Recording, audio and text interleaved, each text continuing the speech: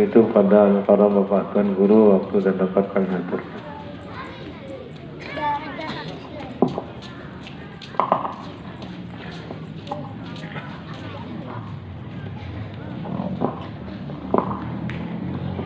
Bismillahirrahmanirrahim. Bismillahi wa bihamdih. Assalamualaikum warahmatullahi wabarakatuh. Waalaikumsalam warahmatullahi wabarakatuh. Alhamdulillah alladzi bi ni'matihi tatimmus shalihat.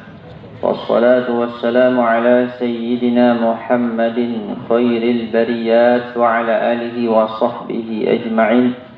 اللهم أصلح أمة محمد صلى الله عليه وسلم وفرج عن أمة محمد صلى الله عليه وسلم وارحم أمة محمد صلى الله عليه وسلم وانشر واحفظ وأيد نهضة الوطن في العالمين بحق محمد صلى الله عليه وسلم.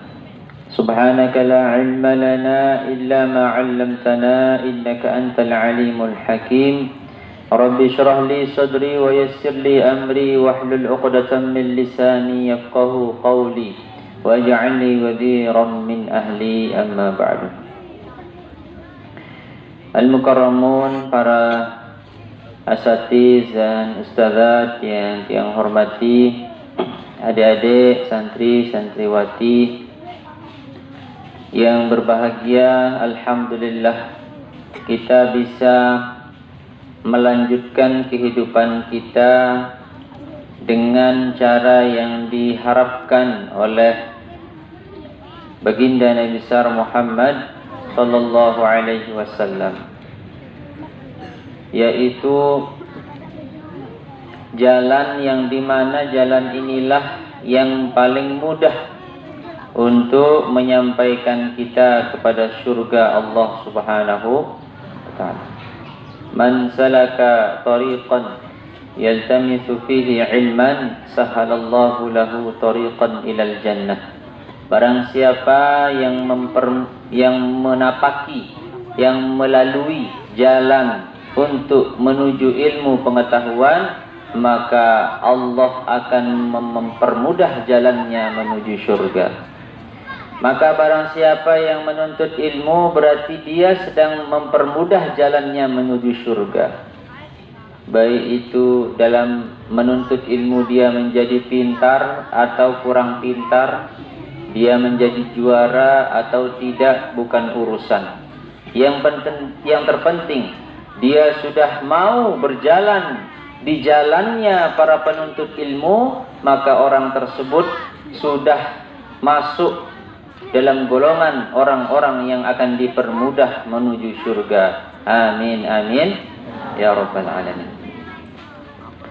Kita sangat berbahagia, bersyukur memiliki orang tua yang mau menyekolahkan kita pada madrasah, pada lembaga, pada sekolah yang mengajarkan akhlak. Sekarang ini adik-adik banyak sekolah-sekolah yang hanya mengajarkan pengetahuan. Banyak sekolah-sekolah yang hanya mengisi kepahaman. Banyak sekolah-sekolah yang mengajar intelektual, tapi mereka tidak terisi akhlak budi pekertinya. Padahal guru-guru kita sering mengingatkan kita, al-adabu qabla al-ilmi, bahwasanya adab, akhlak, tata krama itu adalah sebelum ilmu. Jadi lebih utama kita harus mempelajari akhlak, tata krama, adab, baru otak kita terisi dengan ilmu pengetahuan. Karena berapa banyak orang-orang yang memang secara pengetahuan luar biasa, intelektualitasnya sangat tinggi, jeniusnya luar biasa, juaranya di mana-mana, tapi akhlaknya tidak ada, maka tidak ada gunanya. Lebih baik kita biasa-biasa saja, bisanya tidak terlalu, juaranya pertengahan, bahkan juara 1 dari belakang. Tidak masalah, yang penting akhlak kita jaga.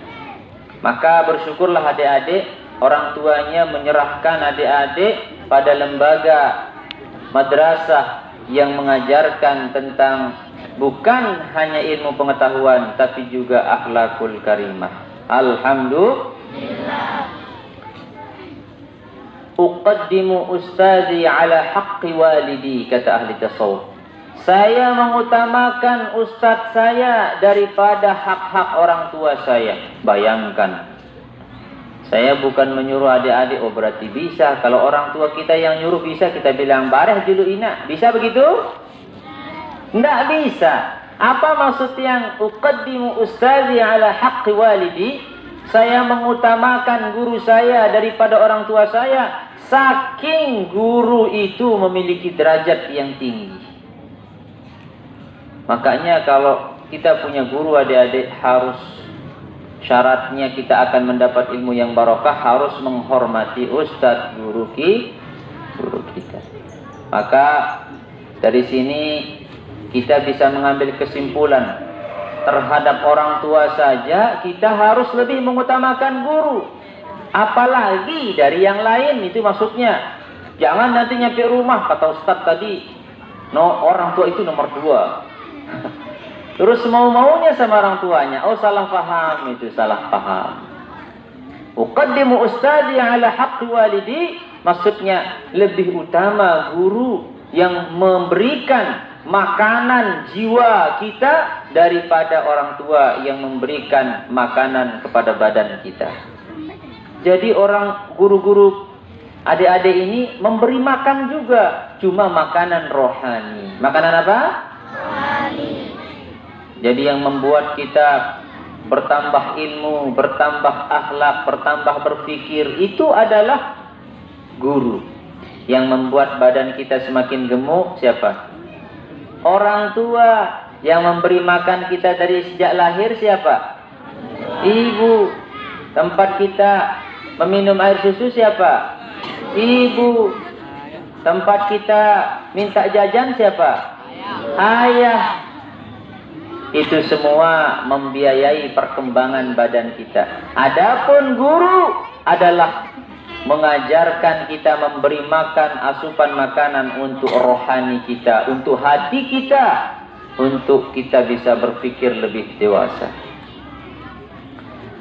Jadi yang membuat kita berarti adik-adik bukan masalah bagaimana kekarnya tubuh, bukan bagaimana kita punya badan yang luar biasa. Yang membuat kita berarti bagaimana bisa kita kelola hati ini, walaupun kurus-kurus, tinggi langsing kutilang, tetapi dia punya pikiran-pikiran yang cemerlang, akhlak yang mulia, maka itu lebih baik daripada yang punya badan kekar, sehat, pemberani, tapi tidak punya akhlak, tidak punya ilmu. Na'udzubillah min.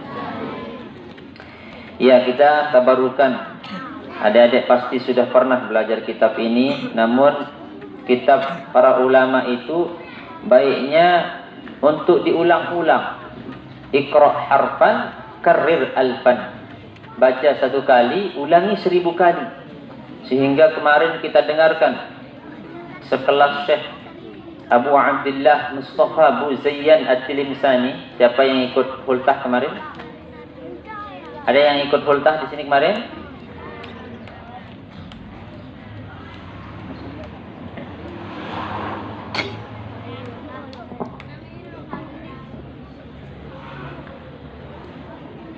Ketika Syekh Mustafa menyampaikan, oh saya ini ingin mengajarkan kitab Qutul Qulub tentang akhlak, bagaimana kita mendapatkan asupan, mendapatkan binaan hati. Itu kitab Qutul Qulub, salah satu kitab tasawuf. Apa beliau bilang? Alhamdulillah saya sudah menamatkan kitab Qutul Qulub ini sebanyak 8 kali. Setiap saya mengulang kitab ini dibaca, selalu ada hal baru yang saya temukan.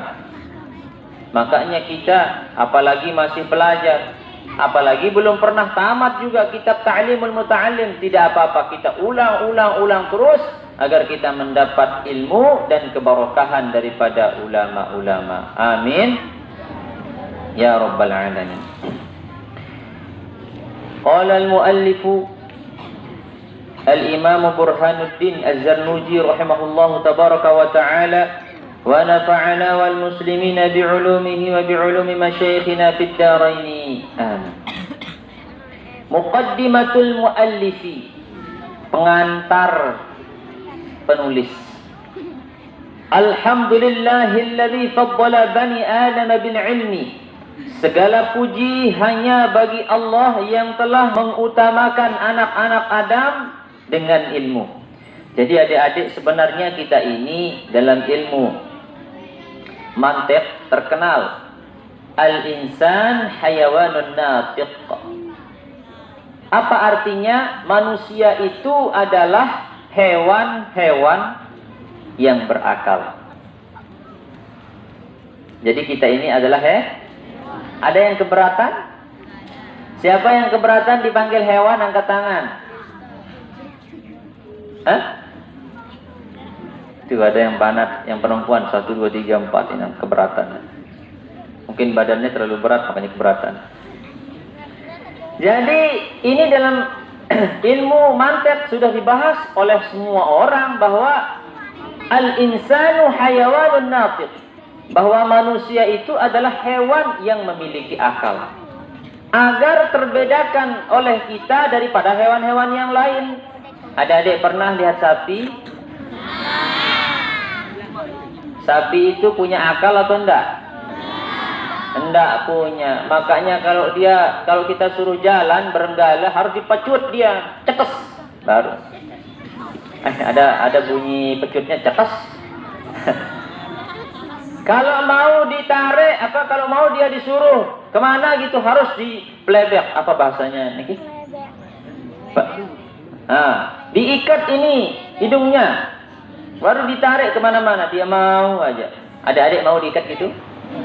Itu menandakan, membedakan kita dengan sapi. Begitu juga dengan bebek, begitu juga dengan yang lain. Jadi yang membedakan kita adalah akal Sebagian mengatakan an-natiq itu adalah cara berbicara. Jadi kalau manusia ini jelas caranya bicara. Saya mau makan. Nah, itu ngomong siapa itu? Manusia. Kalau sapi?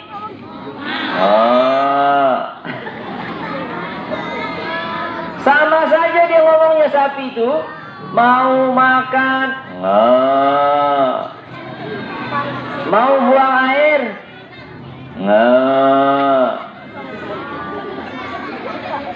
Dia mau minum. Sama saja.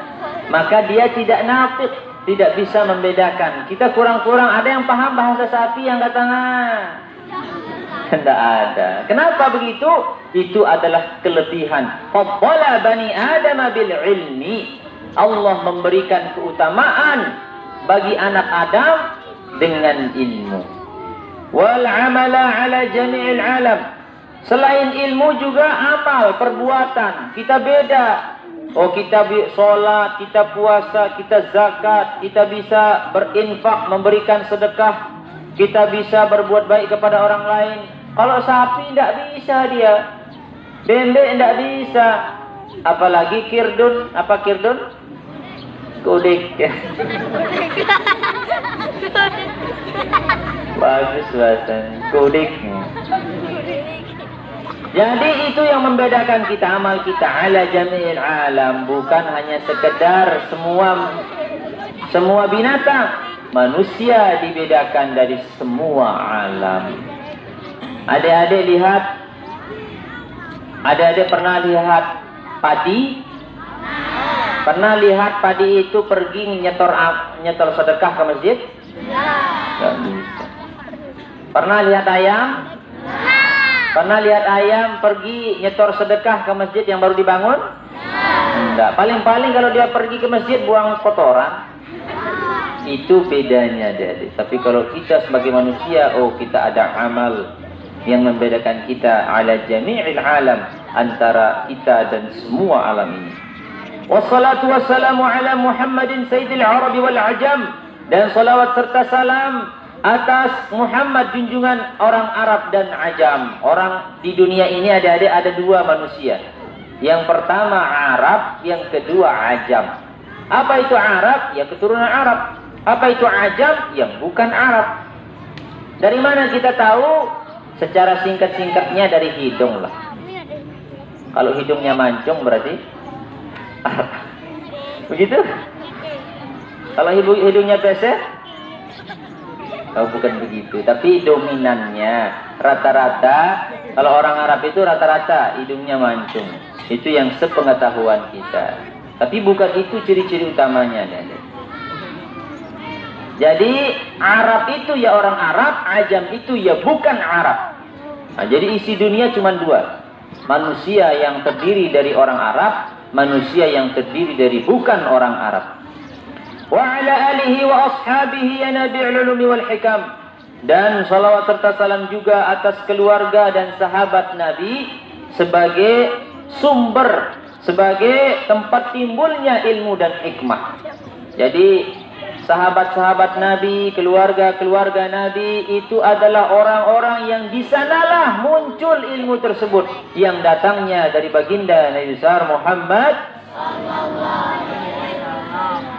ثم قال وبعد فلما رأيت كثيرا من طلاب العلم في زماننا يجدون إلى العلم ولا يصلون. Kemudian beliau mengatakan, setelah saya mengucapkan syukur, setelah saya mengucapkan salawat atas baginda Nabi, saya ingin mengungkapkan ketika saya melihat banyak dari penuntut-penuntut ilmu tersebut, banyak orang-orang yang menuntut ilmu, yajiduna ilal ilmi wa la yasilun. Mereka sangat bersungguh-sungguh menuntut ilmu, tetapi sayang tidak dapat ilmu. Jadi banyak orang-orang yang beliau lihat, tentu dia pergi sekolah, tentu dia pergi belajar jauh-jauh terus, bahkan luar negeri, luar daerah, wala yasilun, tetapi tidak mendapatkan ilmu. Ini ada yang MI. Yang MI angkat tangan, gerak. Yang tidak angkat tangan berarti ribut ini. Tegak, gerak. Yang MI ulangi, angkat tangan, gerak. Tegak, gerak. Jangan ngeros ya. Jadi orang-orang yang menuntut ilmu itu banyak sekali, tetapi sayang yang mendapatkan ilmu tidak banyak. Kenapa? Min manafi'ihi wa thamaratihi wa hiya al-'amalu bihi nashri yahrumuna. Jadi dia tidak dapat manfaat, tidak dapat keberkahan, bahkan tidak dapat ilmu. Kenapa bisa begitu? Yahrumuna kama annahum akhta'u tara'iqahu wa taraku syara'itahu. Karena memang salah caranya menuntut ilmu. Syarat-syarat yang harus dilakukan, rukun-rukun menuntut ilmu mereka tidak lalui. Bagaimana bisa mendapatkan ilmu? Maka di sini adik-adik kita akan pelajari apa sih syarat-syarat mendapatkan ilmu yang berkah? Apa sih rukun-rukun orang penuntut ilmu? Di sini kita akan tahu di dalam kitab ini. Wa kullu man akhta'at tariqadallah. Siapa saja yang salah di dalam menempuh jalan. Adik-adik saya tanya, kalau kita mau ke Bertais, kita ke barat atau ke timur? Saya tanya, mau ke Mataram, kita ke barat atau ke timur? Dendek ke sini, barat. Kalau kita ke Mataram, lewat ke barat atau ke timur? Ke barat. Kalau ke timur itu mencari masalah namanya. Bisa memang nyampe Mataram dari timur, set Sambelia, set Bayan, set muter lagu sejelu apa nyampe. Cari masalah namanya. Tapi kalau kita mau secara jalur yang benar, tinggal belok kanan, kan nyampe. Nah, begitu juga dengan ilmu. Untuk menuju ilmu itu ada jalannya. Man akhta'at tariqa dhalla. Siapa yang salah jalan pasti tersesat. Ginda kembay na itok. Baginda lalu jok bangkat. Ginda lalu jok bangkat kan dengan adu mobil engkel. Oh, di tengah adu mobil engkel. Kan dia bangkat dah ini di dalam. Oh, ngeno. Jadi lamun salah jalan pasti tersesat. Ginda jok kembay labuhan haji. Yuk. Kan netayak tidak tanjakan sembalun. Oh, man akhta'at tariqa dhalla. Siapa yang salah jalan pasti tersesat. Wala yanalul maqsuda qalla au jalla. Dan tidak akan mendapatkan tujuannya. Kalau orang salah jalan itu tidak akan mendapatkan tujuannya. Qalla au jalla, baik itu sebagian ataupun seluruhnya. Aradtu wa ahbabtu an ubayyina lahum tariqat ta'allum ala ma ra'aitu fil kutubi. Maka disinilah kata beliau, saya ingin menulis sebuah kitab yang saya ingin jelaskan di sana bagaimana tata cara menuntut ilmu, bagaimana tata cara memperoleh keberkahan ilmu, sebagaimana yang saya lihat di kitab-kitab para ulama. Jadi beliau banyak baca kitab ini, si Imam Az-Zurnuji ini, kemudian beliau menghimpunnya dalam kitab beliau Ta'limul Muta'allim ini. Wa sami'tu min asatidhi. Min asatidati. Jadi bukan hanya yang saya baca kitabnya, tapi juga yang saya dengar dari guru-guru saya. Makanya adik-adik harus hati-hati nih. Jangan sampai ilmu itu hanya didapat dari bacaan. Ilmu itu didapatkan min afwahil ulama. Apa arti afwahul ulama? Ilmu itu didapatkan dari mulut-mulut daripada ulama. Jadi tidak bisa kita bilang, buat apa saya ngaji, buat apa saya belajar di ulama? Orang kitab-kitab sudah banyak. Kitab sudah begalanya. Tempat-tempat membaca buku sudah banyak. Buat apa saya pergi ke guru? Oh, salah. Jadi tidak bisa kita andalkan buku itu menjadi acuan utama, terus guru dibelakangkan. Tidak bisa. Harus ilmu itu didapat dari min afwahil ulama, dari mulut-mulutnya para ulama. Baru selanjutnya sebagai referensi, sebagai marji', sebagai tempat kita mengambil penguat, baru kita baca kitab-kitab. Namun utamanya ilmu itu didapat dari para guru. Jadi tidak bisa kita sombong, sudah saya hafal isinya Pak Guru, nggak usah jelasin saya sudah. Ada yang begitu? Begitu masuk kelas 1 sanawiyah, udah. Saya nggak perlu belajar, saya tidur aja Pak Guru. Yuk, kenapa? Udah, semua isi buku ini sudah di sini. Nggak boleh begitu. Walaupun kita sudah dengar berkali-kali, sudah hafal, tapi ketika guru menjelaskan harus kita simak, dengarkan dengan baik. Nggak boleh kita membuat guru tersinggung.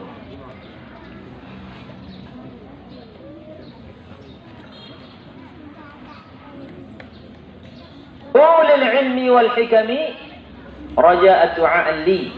Jadi para ulama-ulama yang memang memiliki ilmu dan hikmah, bukan ulama sembarang, bukan orang-orang yang hanya mengajar, hanya mengharapkan imbalan dunia. Oh enggak. Ya makanya subhanallah adik-adik guru kita Al-Makrullah Bapak Maulana Syekh itu, sejak beliau mendirikan yang namanya madrasah, dulu madrasah yang pertama didirikan apa namanya? Madrasah Nahdlatul Watan Diniyah Islamiyah. Jadi madrasah NWDI dulu di Pancor didirikan yang pertama. Baru itu untuk laki-laki adik-adik. Orang laki-laki saja yang boleh masuk madrasah NWDI dulu. Baru selanjutnya beliau dirikan madrasah NBDI khusus untuk perempuan. Baru dari dua madrasah ini banyak cabang madrasah di sana sini. Dibuatlah organisasi Nahdlatul Watan. Tapi yang saya mau sampaikan adik-adik, dari madrasah yang pertama beliau dirikan dulu, itu tidak ada guru-guru yang digaji.